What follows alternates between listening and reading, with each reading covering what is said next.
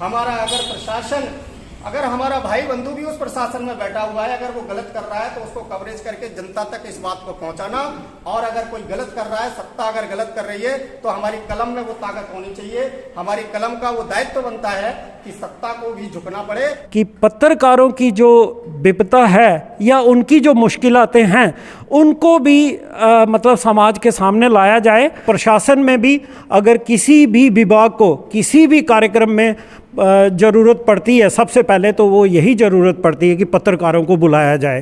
प्रत्येक खबर जो बने वो सत्यता के आधार पर बने, झुके नहीं, रुके नहीं और डट कर खड़े रहें, क्योंकि इस राष्ट्र के जो चौथा स्तंभ है वो हम सब लोग हैं। अपने प्रशासन के सामने भी लाना चाहता हूँ कि क्या कोई किसी किस्म की कोई किट पत्रकार बंधुओं के लिए भी है। तो आज दुर्गा नाटक मंडली रियासी, मुझे ये कहते हुए बड़ी खुशी होती है कि जितने भी रियासी के वरिष्ठ पत्रकार बंधु हैं, किसी न किसी तरह से वो दुर्गा नाटक मंडली के कार्यकर्ता भी हैं, लेकिन उनका जो फर्ज है उसको देखते हुए आज विशेष तौर पर नारद जयंती है।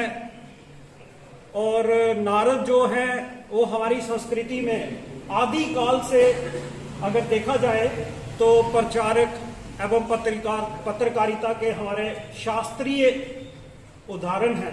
आज उनकी जयंती है। आज ही देश के बहुत ही वरिष्ठ स्वतंत्रता सेनानी, देश को वैचारिक रूप से गति देने वाले वीर सावरकर जी की भी जयंती है। तो आज इस उपलक्ष्य पर हमने ये कोशिश की है कि हम लोग मिलकर सहयोग के तहत एक दूसरे का हौसला बढ़ाएं। तो इसी कार्यक्रम में हमने ये कड़ी शुरू की है, जिसमें हम लोग अलग जिला रियासी में अलग अलग तरह से मीडिया वर्ग में काम करने वाले लोगों को आमंत्रित करते रहेंगे, ताकि उनको लगे कि उनका जो काम है उसका लाभ हमें मिल रहा है या हमारे कार्य का लाभ उनको मिल रहा है, और हम लोग प्रगतिशील समाज होने के नाते आगे बढ़ रहे हैं और इस समस्या से भी लड़कर बाहर निकलेंगे। तो इस उपलक्ष्य में हमने उनके सम्मान के लिए आज ये समारोह रखा है।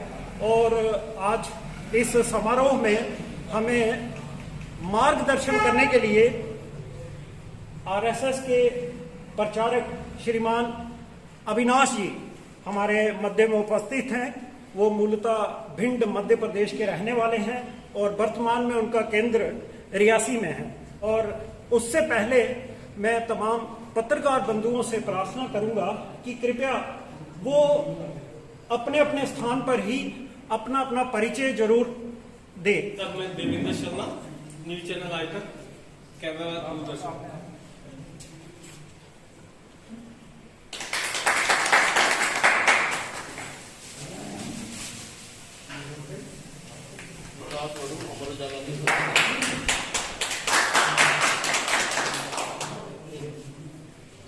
सर और जेके सिंह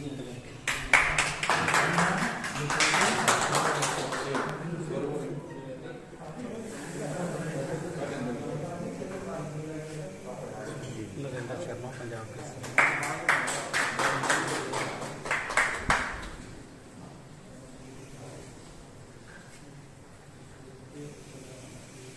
सौरभ मैंडी हैं।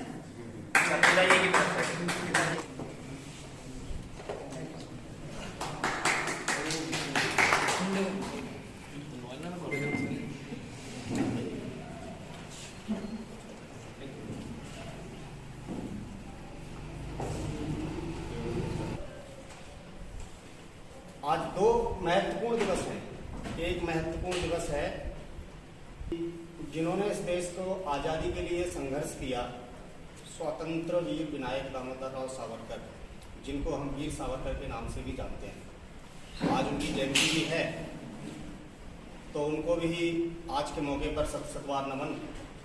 और दूसरा, जिस हम कह सकते हैं कि जिस बिरादरी से हम आते हैं, तो ऐसे देव ऋषि नारद जी की भी आज जयंती है। यानी कि ज्येष्ठ कृष्ण पक्ष के जो प्रतिपदा होती है उसको उनका जन्म हुआ था, और हम उनको आदि पत्रकार भी कह सकते हैं। एक हर परिस्थिति अनुसार, हर काल अनुसार पत्रकारिता का जो रूप है वो बदलता रहता है। जब प्रिंट मीडिया नहीं थी, इलेक्ट्रॉनिक मीडिया नहीं थी, तब उस प्रकार से पत्रकारिता होती थी। नारद जी हर खबर को जनता तक पहुंचाने का काम करते थे। हर व्यक्ति के वो चाहते थे, क्योंकि सच को सच और झूठ को झूठ कहना उनको आता था। किसी सत्ता के पक्ष में नहीं बोलते थे वो। अगर ब्रह्मा जी गलत करते थे तो वो भी असुरों के पास बोलते थे कि आपका कुछ गलत होने वाला है। वो कभी ब्रह्मपुत्र थे, लेकिन कभी ब्रह्मा जी के पक्ष में नहीं बोले। विष्णु जी के भक्त थे, लेकिन कभी विष्णु जी के पक्ष में नहीं बोले। क्यों? क्योंकि वो एक शुद्ध, ईमानदार, चारित्रिक रूप से पत्रकारिता के धनी थे।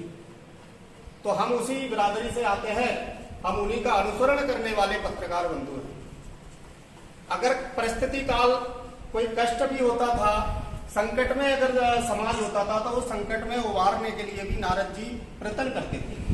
यानी कि आदि जो पत्रकार थे वो हमारे नारद जी के हमको जो सीख मिलती है, मार्गदर्शन जो मिलता है उनके विचारों से, उनके संस्कारों से, उस पत्रकार वाहिता का हम संचार करने वाले बंधु यहाँ बैठे हुए।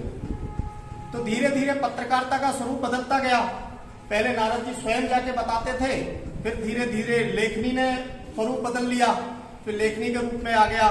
और हमने 1857 की क्रांति में देखा होगा कि एक गीत भी आता है जिसमें कहा जाता है कि रोटी और कमल ने लिख दी अमिट कहानी। यानी कि जब पत्रकारिता पे प्रतिबंध लगा दिया तो कैसे खबरें पहुंचाई जाती थी?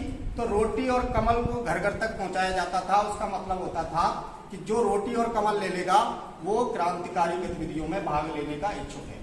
तो समय काल परिस्थिति अनुसार हमारा जो रूप है वो बदलता रहता है, लेकिन एक चीज कभी नहीं बदली। वो नहीं बदली हमारी निरपेक्षता, हमारी सत्यता, हमारा काम करने का तरीका।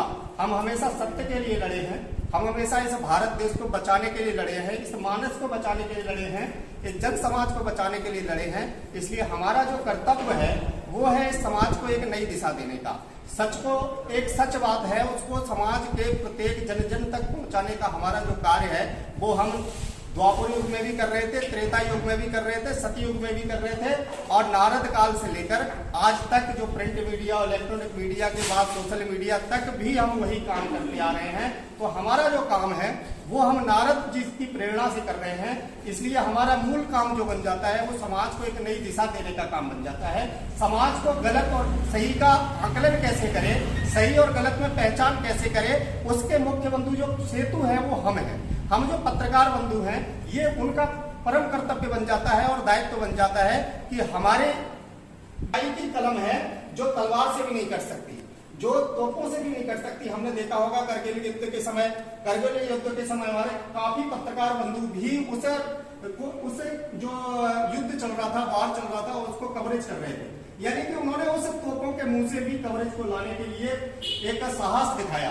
तो हम जो पत्रकार बंधु हैं ये नारद ऋषि के वंशज कह सकते हैं, हम उनके मार्ग पर चलने वाले कह सकते हैं। तो आज ये केवल सम्मान नहीं है आपका, एक कृतज्ञता प्रकट करते हैं हम लोग कि आपकी वजह से सत्य को सत्य पहचाना जा सकता है और सत्य को एक राह मिलती है। और हम सब समाज के बीच में रहकर इस देश को किस प्रकार चलना चाहिए, इस समाज को किस प्रकार चलना चाहिए, इसकी शिक्षा हमको मिलती है। यानी कि नारद जी ने जो रास्ता हमको दिखाया है कि जन जन की घटनाएं जन जन तक पहुंचे। हमारा अगर प्रशासन, अगर हमारा भाई बंधु भी उस प्रशासन में बैठा हुआ है, अगर वो गलत कर रहा है तो उसको कवरेज करके जनता तक इस बात को पहुंचाना।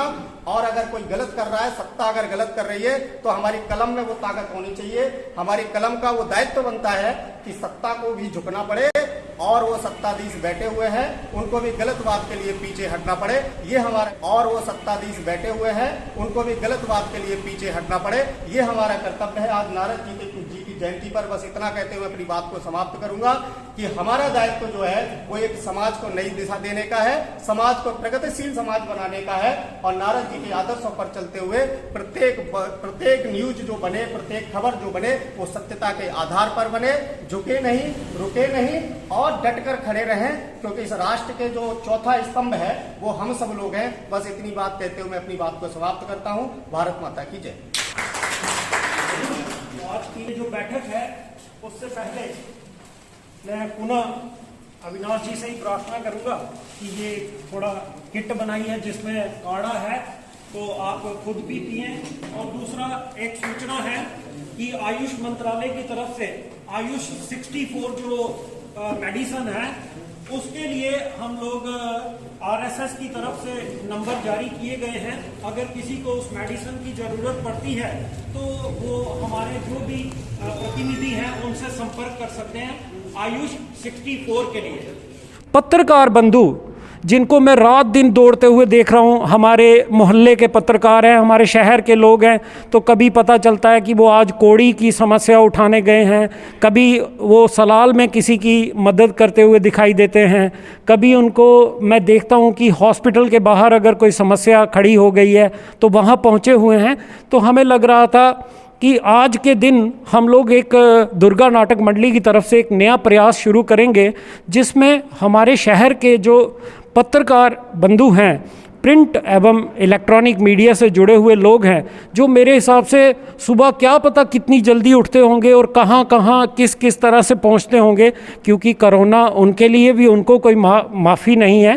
तो अगर कोई डॉक्टर हैं वो अपने कार्य में हॉस्पिटल के अंदर हैं, लेकिन पत्रकार बंधु किस तरह से चल रहे हैं। तो आज नारद जयंती को हमने विशेषकर इसलिए यूज़ किया है कि हम लोग आज शुरुआत करें अपने क्षेत्र के जो पत्रकार बंधु हैं उनके प्रति सम्मान व्यक्त करने के लिए आज हमने ये कोशिश शुरू की है दुर्गा नाटक मंडली एवं प्रचार विभाग राष्ट्रीय संघ के द्वारा, जिसमें हम लोग अपने क्षेत्र के तमाम पत्रकार बंधुओं के साथ जुड़ेंगे ताकि उनकी इस समय की दर्द क्या है। तो क्योंकि पत्रकार बंधु भी दिन भर अगर दौड़ते हैं तो शाम को अपने घर जाते हैं, उनका परिवार है। मुझे ऐसा लगता है कि प्रशासन में भी अगर किसी भी विभाग को किसी भी कार्यक्रम में ज़रूरत पड़ती है, सबसे पहले तो वो यही ज़रूरत पड़ती है कि पत्रकारों को बुलाया जाए या प्रेस वार्ता की जाए। तो मैं आज के इस काम को करने के बाद ये सवाल जो है वो अपने समाज में लाना चाहता हूँ, अपने प्रशासन के सामने भी लाना चाहता हूँ कि क्या कोई किसी किस्म की कोई किट पत्रकार बंधुओं के लिए भी है, क्या उनको भी हम लोग कोई किसी किस्म की कोरोना वॉरियर के नाते क्या उनको भी कोई किसी किस्म की सहायता दे सकते हैं।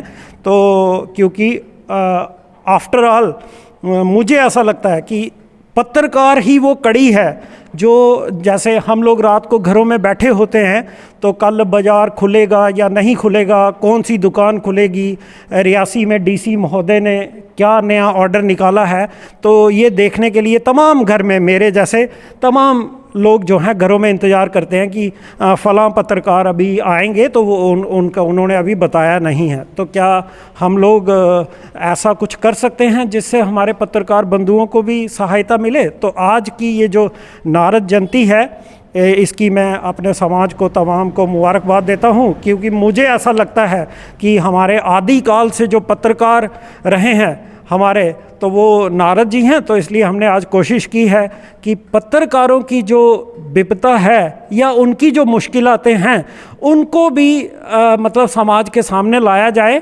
और उनको भी एक सम्मान दिया जाए, ताकि उनको पता चले कि वो भी हमारा ही हिस्सा है। ऐसा ना हो कि हम लोग पत्रकार बंधुओं को इसी बात में घसीट के मार दें कि वो उनके साथ है या इनके साथ है या ये पक्ष है या विपक्ष है। ये जो विपदा आई है ये सबके लिए साझी है, जो किसी चीज़ को नहीं देख रही, रंग भेद, कोई ऊंच नीच, कुछ भेदभाव नहीं कर रही है। तो मैं चाहूँगा कि मेरी अगर आवाज़ जाए प्रशासन तक, तो मैं ये प्रार्थना करूँगा कि रियासी क्षेत्र में हमारे ज़िला में जो पत्रकार बंधु हैं इनकी सहायता के लिए भी कुछ ना कुछ ज़रूर किया जाना चाहिए। और दूसरा, मैं आपके माध्यम से आज एक और बात जो है वो यहाँ पे कहना चाहूँगा कि आज का ये जो कार्यक्रम है इसमें हम लोग पत्रकारों से संपर्क करेंगे, जिसकी आज हमने शुरुआत की है। सब जानते हैं कि प्रशासनिक तौर पर बहुत सारी रुकावटें हैं, कोई समारोह नहीं कर सकते हैं, तो इसलिए आज हमने शहर के जो प्रिंट एवं इलेक्ट्रॉनिक मीडिया के लोग थे, सीनियर लोग थे, उनके साथ इस कार्यक्रम की शुरुआत की है।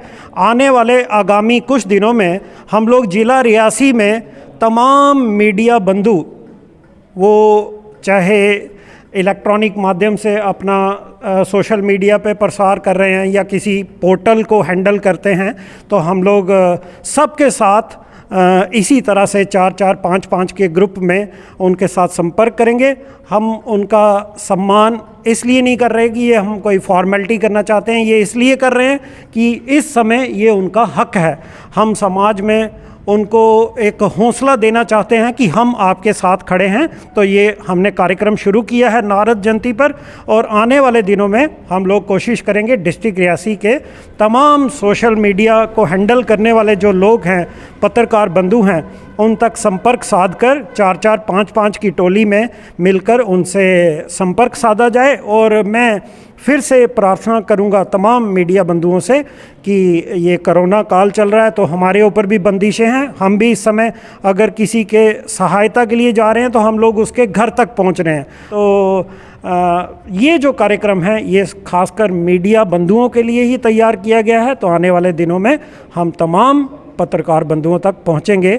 उसका कारण ये है कि कई बार समाज में ऐसा कार्यक्रम करने से थोड़ा पत्रकार बंधुओं में ये भावना चली जाती है कि हमें नहीं बुलाया गया। या तो ये दुर्गा नाटक मंडली ने फैसला किया है कि हम 4-4, 5-5 के गुट में सबके साथ आने वाले दिनों में संपर्क करते रहेंगे।